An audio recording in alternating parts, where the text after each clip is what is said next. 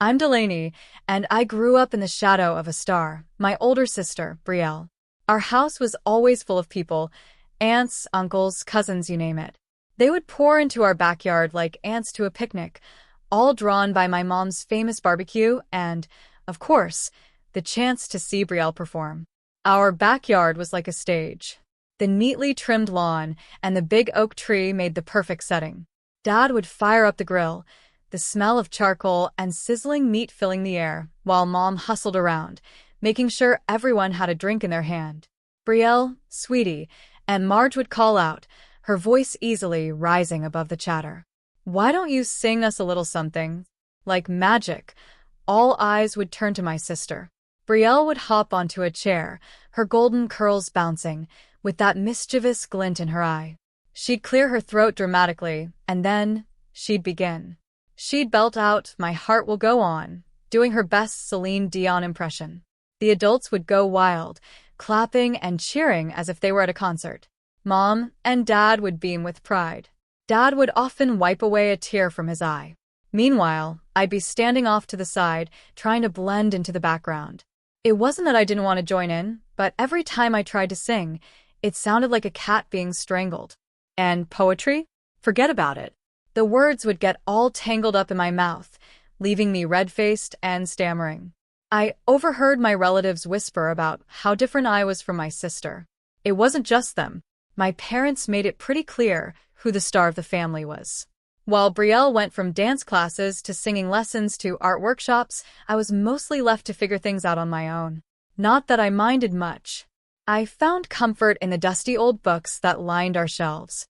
The only person who seemed to understand me was my great-aunt Soraya. She'd often find me hiding behind the garage or sitting in the treehouse with my nose buried in a book. "What adventure are you on today, Delaney?" she'd ask, settling down beside me.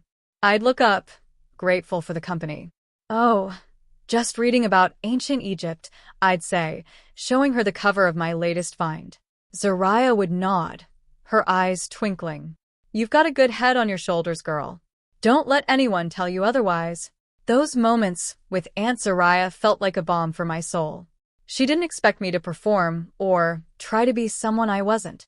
With her, I could just be me, Delaney, the quiet, bookish girl who preferred paper and ink to the chaos of family gatherings. But as much as I loved those moments, they couldn't take away the sting of being the forgotten child.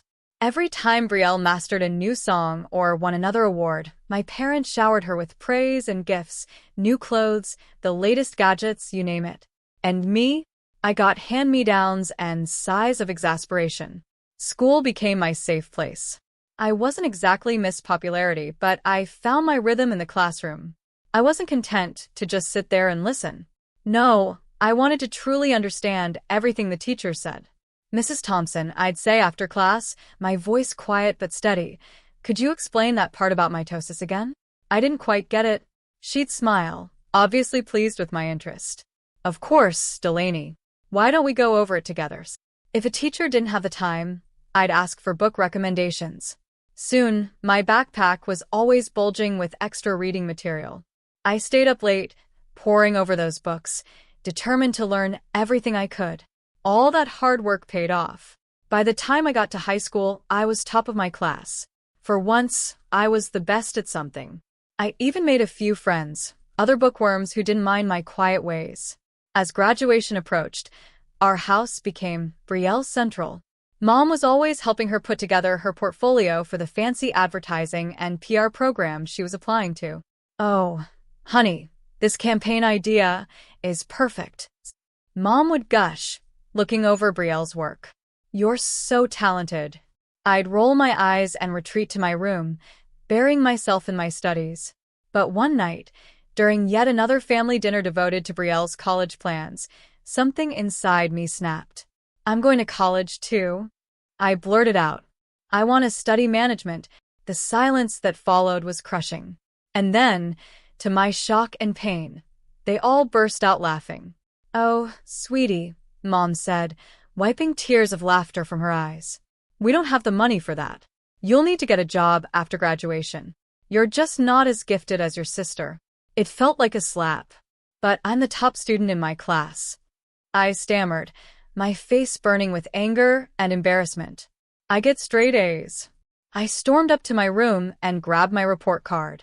Marching back downstairs, I slammed it onto the table. They all leaned in, their eyes widening in surprise. Well, I'll be damned, Dad muttered, scratching his head. When did this happen? It's been happening for years. I spat, my voice shaking. Not that any of you noticed. Mom looked ashamed, at least. Delaney, we had no idea, but Dad cut her off. Look, it doesn't change anything. We've spent all our savings on Brielle's education. There's nothing left for you, Delaney. I'm sorry, but that's just how it is. You'll go work at my cousin Frank's restaurant after graduation. I didn't say another word. I turned and ran upstairs, ignoring their calls, slamming the door so hard the walls shook. As I collapsed onto my bed, sobs racking my body, I felt something inside me harden. Fine, I thought. I'll find a way. With or without them, I clenched my hands into fists, feeling the weight of my frustration. If they won't help me, I'll find another way. I'll show them what Delaney can do. The next few months passed in a blur. Brielle headed off to college, her departure marked by tearful goodbyes and proud hugs from our parents. Meanwhile, I threw myself into my studies with a new sense of purpose. I was determined to graduate at the top of my class, no matter what. During this time, I found myself spending more and more time with great Aunt Soraya. Her cozy, little house became my escape from the tension that filled our home. One afternoon, as we sat together in her warm, sunlit kitchen sipping tea, she asked me the question I had been dreading. So, Delaney, she said gently, her kind eyes locked on mine. What are your plans after graduation? I stared into my teacup, fighting back the tears that were threatening to fall. I don't know, Aunt Soraya, I admitted, my voice barely above a whisper. Mom and Dad won't help me with college. They say there's no money left after paying for Brielle's education. Aunt Soraya was quiet for a moment, then reached across the table and squeezed my hand. Delaney, dear, I've got some savings. I'd like to give them to you for college. You're as smart as they come, and I'll be damned if I let that brilliant mind of yours go to waste. Her words hit me like a tidal wave. I couldn't stop the tears from falling as I realized that my dream of going to college wasn't dead after all. Thank you, I sobbed, throwing my arms around her. Thank you so much, Aunt Soraya. The next few months flew by, and before I knew it, I was walking across the stage at graduation, diploma in hand. As I looked out into the audience, I saw Aunt Soraya beaming at me with pride. My parents were there too, but they looked more uncomfortable than proud. That evening, as I was poring over college brochures, Mom came into my room. Delaney, honey, she said in a voice that was too sweet, your father's cousin Frank called. He's got a waitressing job for you at his restaurant. Isn't that exciting? I took a deep breath and faced her. Actually, Mom, I won't be needing that job. I'm going to college. Dad appeared in the doorway, frowning. And how exactly do you plan on paying for that? He asked, crossing his arms.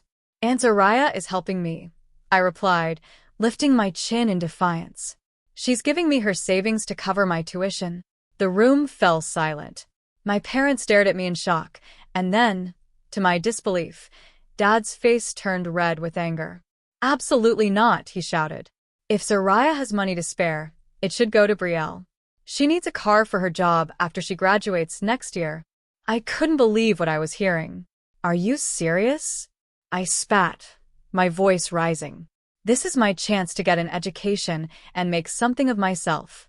Don't be selfish, Delaney, Mom chimed in. Your sister needs that money more than you do. No, I said, my voice trembling but firm. This is my money now, and I'm using it for college. End of discussion. From that moment on, life at home became unbearable. My parents either ignored me or snapped at me over the smallest things. The tension was suffocating. After one particularly nasty argument, I called Aunt Soraya in tears and told her everything. Pack your bags, sweetheart, she said without hesitation. You're moving in with me? The next day, I packed everything I owned into a cab and left my childhood home behind. As I watched it shrink in the rearview mirror, I felt a weight lift off my shoulders. When we pulled up to Aunt Zariah's house, I knew I was finally free. The summer flew by in a whirlwind of preparation, and before I knew it, I was stepping onto the campus of State University. Thanks to my stellar grades and Aunt Zariah's generosity, I had gotten into the management program I had always dreamed of. My first day of classes was a blur of excitement. As I sat in my introduction to business lecture, I couldn't help but think, I made it. I'm really here, Meanwhile, Brielle was starting her senior year at her fancy college.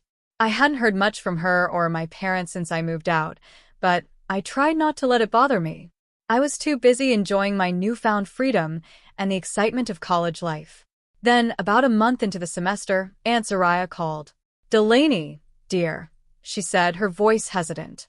"I think you should sit down for this." My heart raced as she filled me in on the family drama I had missed. Apparently, Brielle had shown up at home out of the blue, announcing that she had dropped out of college. The reason? She was pregnant. According to Aunt Zariah, Brielle had been flippant about the whole thing, saying, "Oh, don't worry. The baby's father is loaded. We'll be getting married soon." But the story didn't end there. It turned out Brielle's boyfriend wasn't as committed as she thought. When he found out she had been seeing one of his friends, everything fell apart. Now, they didn't even know who the father was. I sat there, phone pressed to my ear, trying to process it all. Part of me felt a twisted sense of satisfaction. The golden child had fallen from her pedestal. But mostly, I just felt sad for Brielle and the mess she had gotten herself into. The drama continued over the next few months. Aunt Zariah kept me updated on all the gossip from family gatherings, but I was too focused on building my own future to get caught up in the chaos. For the first time in my life, I was in control of my own destiny. And it felt amazing that I no longer attended family gatherings after Brielle's baby was born. A DNA test confirmed that her boyfriend was the father, but instead of the fairy tale wedding Brielle had imagined, he only agreed to pay child support. The final blow came when Brielle, desperate for work, took a job as a waitress at Uncle Frank's restaurant, the very job my parents had tried to push on me years earlier. When I hung up the phone after hearing this news, I felt a mix of emotions. There was a small, petty part of me that wanted to gloat, to rub my success in my family's faces. But mostly, I felt a deep sense of gratitude for where I was and how far I had come. 4 years flew by in a whirlwind of lectures, exams, and late-night study sessions. Before I knew it, I was walking across the stage at graduation, proudly holding my hard-earned management degree. As I scanned the crowd, I spotted Aunt Zariah, her face glowing with pride and tears in her eyes. Thanks to my top grades and glowing recommendations from my professors, I had already secured a job as a manager at the Gilded Fork, one of the most prestigious restaurants in the city. The salary was more than I had ever dreamed of, and for the first time in my life, I felt truly successful. With my first paycheck, I knew exactly what I wanted to do. I marched into the electronics store and bought the latest smartphone for Aunt Zariah. When I gave it to her, her eyes lit up. "Oh, Delaney," she gasped, turning the sleek device over in her hands. "This is too much." I grinned. "Not at all. Now let me show you how to use it." Over the next few weeks, I taught Aunt Zariah how to navigate social media. She took to it faster than I expected, especially loving Facebook's video feature. Soon, her page was filled with clips of her garden, her cat, and her famous apple pie in various stages of baking. I'd watch her videos during my lunch breaks, always leaving a comment or a like. It became our way of staying connected, even when work kept me busy. One day, as I was preparing for the dinner rush, my phone buzzed. I glanced down, surprised to see my mother's name on the screen. We hadn't spoken in years. "Delaney," she began, her voice hesitant. "We were hoping you might come over to talk." After a long pause, I agreed. That Sunday, I found myself standing on the porch of my childhood home, my hand hovering over the doorbell. Before I could press it, the door swung open. "Delaney!" My mother pulled me into a tight hug. "Oh, sweetie, it's so good to see you." Inside, I found my father, Brielle, and a little toddler who I assumed was my niece. The atmosphere was tense, but not hostile, like I had feared. "You look good, kiddo," my dad said, his voice gruff but warm. "We hear you're doing well for yourself." "I am," I replied, still feeling cautious. "I'm a manager at the Gilded Fork now." Their eyes widened at the mention of the restaurant's name. My mom cleared her throat. That's wonderful, dear. Actually, that's part of why we wanted to talk to you." Over the next hour, my parents apologized for how they had treated me, admitting they had been wrong to dismiss my potential. Then came the real reason for the reunion. "Delaney," my mom said, glancing at Brielle. We were wondering if you might be able to help Brielle get a job at your restaurant." I looked over at my sister, who was bouncing her daughter on her knee, avoiding eye contact. "I'll see what I can do," I said finally. "No promises, but I'll ask." True to my word, I spoke to Mr. Lawson, the owner of the Gilded Fork, about giving Brielle a chance. To my surprise, he agreed to hire her as an administrator. Brielle started the following week.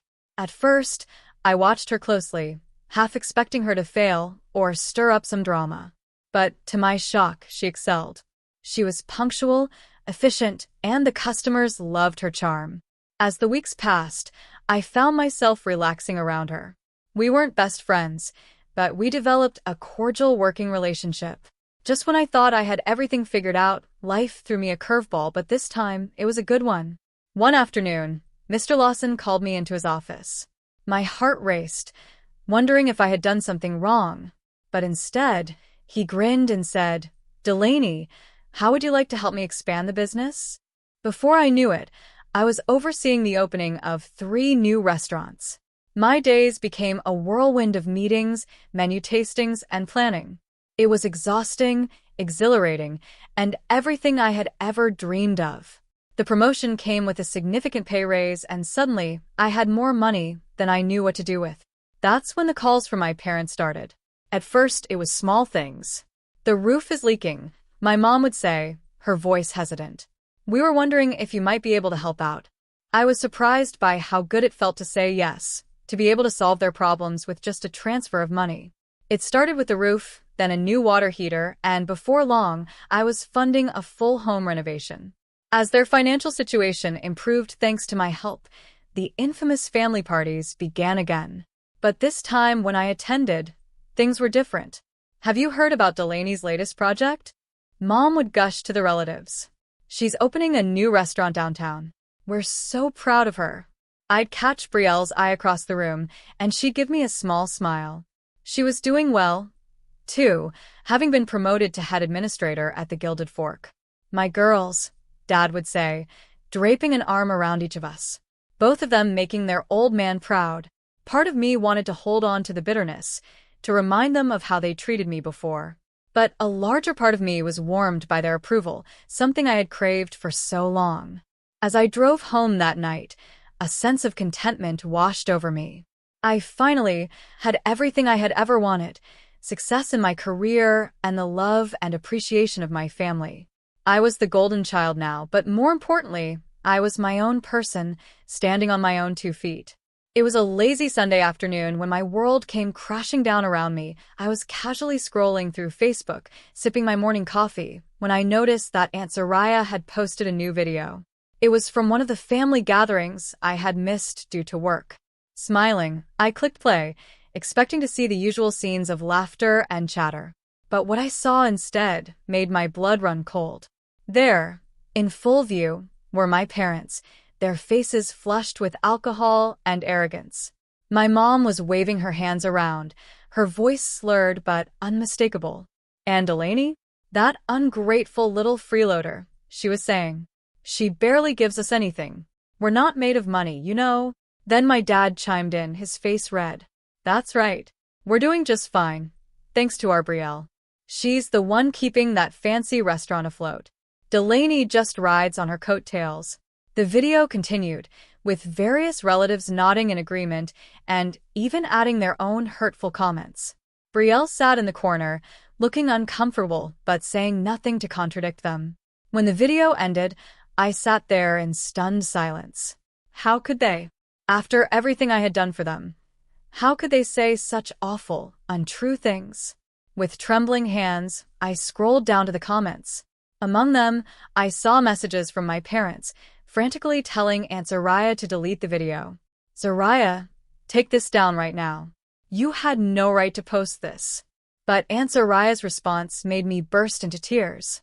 "I don't know how to delete videos," she had written. "And even if I did, I wouldn't. It's time everyone saw the truth about how you treat Delaney. She's the one supporting you, and this is how you repay her kindness? Shame on you both." I sat there for what felt like hours, replaying the video and reading the comments over and over again. The betrayal cut deep, reopening wounds I thought had long since healed. Finally, I picked up the phone and called Aunt Zariah. "Oh, Delaney, dear," she answered, her voice filled with sympathy. "I take it you've seen the video?" "Yeah," I croaked, my throat raw from crying. "I can't believe it, Aunt Zariah." "How could they?" I could hear the anger in her voice as she replied. "They've always been like this, Delaney. You just haven't been around to see it. I'm so sorry you had to find out this way, but maybe it's for the best. You deserve to know the truth." We talked for hours, with Aunt Zariah comforting me as I cycled through shock, anger, and grief. As night fell, I made a decision. "I'm cutting them off," I told her, my voice firm despite the pain in my heart. "No more money. No more help. They made their bed. Now they can lie in it." The days that followed were some of the hardest of my life. My phone buzzed constantly with messages and calls from my parents, but I couldn't bring myself to answer. Their cruel and untrue words played on a loop in my mind. Finally, after a week of silence, I sent them a brief text. "Asterisk, I've seen the video. I know what you really think of me. Don't contact me again. The money stops now, asterisk." Their responses flooded in immediately. At first, they were apologetic. "Delaney, sweetie, we're so sorry. We didn't mean any of it. Please forgive us." But as I continued to ignore them, their tone shifted. "We're your parents. You owe us." Each message twisted the knife deeper, but I stood firm. I had given them chance after chance, and they had thrown it all back in my face. It was time to break the cycle. Brielle, surprisingly, stayed out of it. At work, she remained the model employee, efficient and professional. If she harbored any resentment over the loss of our parents' financial support, she didn't show it. Our interactions remained cordial but distant. "I'm not taking sides," she told me one day after a staff meeting. "This is between you and them." I nodded, appreciating her neutrality, even though part of me wished she would stand up for me. But I understood. She had her own child to think about now. As the weeks turned into months, I found myself leaning heavily on Aunt Zariah. Our Sunday video calls became the highlight of my week. She would regale me with stories about her garden or her latest baking adventure, providing much-needed normalcy in the chaos that my life had become. "You're doing the right thing, Delaney," she would assure me whenever doubts crept in. "Don't let them manipulate you anymore." To my surprise, other relatives began reaching out to me as well. My cousin Sarah, who had always been kind to me at family gatherings, sent me a heartfelt email. "I saw the video," she wrote. "I want you to know I think you're amazing, Delaney. What you've achieved, how you've helped everyone. You're an inspiration. Don't let anyone tell you otherwise." Uncle Holden, my dad's brother, even called me out of the blue. "Kid," he said, "I've watched you grow up into this incredible woman. Your parents are fools if they can't see how special you are. You've got family in your corner. Remember that." These messages of support were like a balm for my wounded heart. I realized that while I might have lost my parents, I had gained a family who truly appreciated me for who I was. As the year drew to a close, Mr. Lawson called me into his office. Nervously, I wondered if the family drama had somehow affected my work performance. But instead, he smiled broadly. "Delaney, I'm retiring next year," he said. "I want you to take over as CEO of the restaurant group." I stood there, shocked into silence. Finally, I managed to stammer out, "Are you sure?" He nodded, his eyes twinkling. "I've never been more sure of anything in my life. You've earned this, Delaney. You're the reason this business has flourished. It's time you took the reins." As I left his office, my head spinning with possibilities, I realized something profound. The little girl who had been overlooked and underestimated had grown into a woman who had not only met but surpassed everyone's expectations, including her own.